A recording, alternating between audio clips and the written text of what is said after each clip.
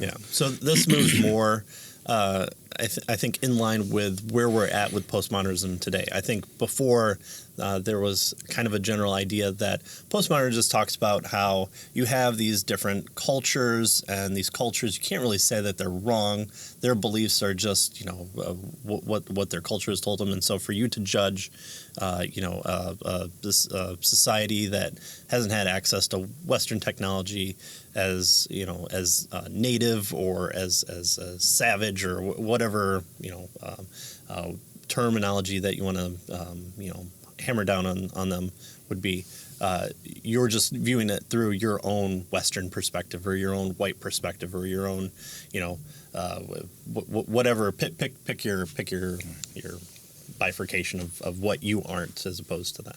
And so usually the privileged portion of society, though, are the ones that are picked on, right? Right. Not necessarily the folks who are not privileged. Yeah.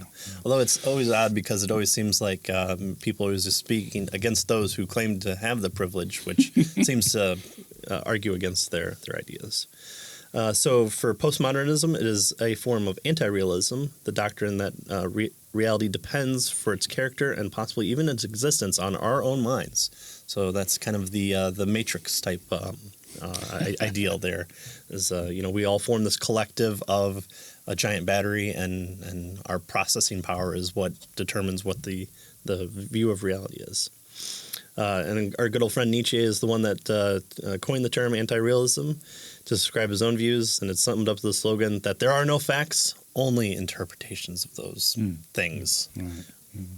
And so reality has become a mere bunch of desperate and changing interpretations, a shifting, loosely held coalition of points of view and continual debate with each other. Right. So again, there's no truth. You're just kind of continuing on in this stream of ever-changing values. Right. It's how your community interprets things. Right. It's basically, and that's relativism as well, right? Because it's relative to a particular truth, or your intersubjective agreement, as the way Rotary put it, is determined by how your particular community interprets what's going on. Yeah. So usually in a debate, the charge is made, well, you're just moving the goalpost, or look what was okay to espouse as a belief about whatever underprivileged group back 5-10 years ago, that can't be done today because those values have shifted. Kind of like how you can't step in the same lake twice. Postmodernism says there's no unified self. Instead, the self is simply the locus of shifting points of view. In reaction, postmodernism tethers individuals' consciousness tightly to communities whose perspective is conditioned by history and geography. So again, how you draw those lines is up to whoever wants to argue those points. There's no set fact, and that's part of the fact of postmodernism is there's no set facts.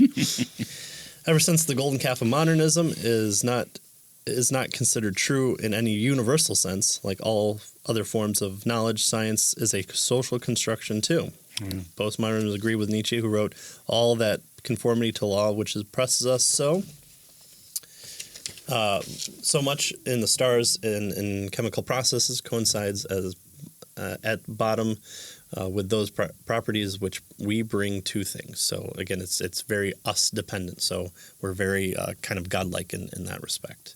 If science is just another creation of the human mind, why should it be granted any special status over other ways of thinking?